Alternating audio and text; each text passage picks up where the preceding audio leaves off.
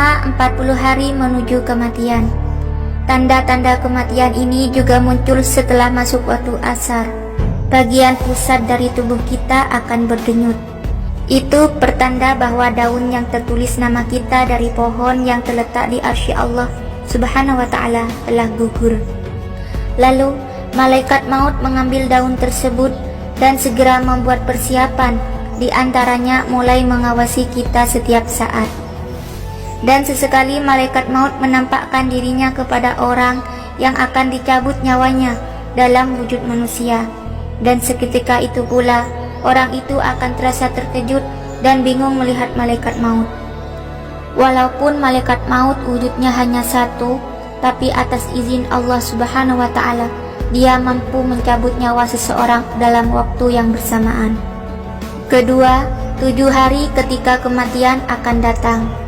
Tanda ini muncul setelah masuk waktu asar. Tanda-tanda kematian ini hanya diberikan Allah Subhanahu wa ta'ala terhadap orang yang diuji Allah dengan sakit. Biasanya orang yang sedang sakit tak berselera makan, tiba-tiba ingin makan.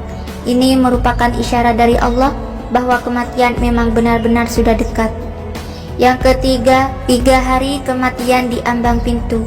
Pada suatu saat akan terasa denyutan di tengah dahi kita, yaitu antara dahi kanan dan dahi kiri.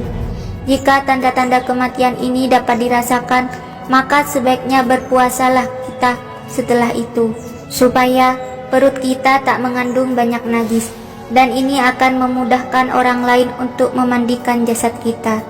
Setelah itu pula, mata hitam kita tak bersinar lagi, dan bagi orang yang sakit, hidungnya perlahan akan masuk ke dalam.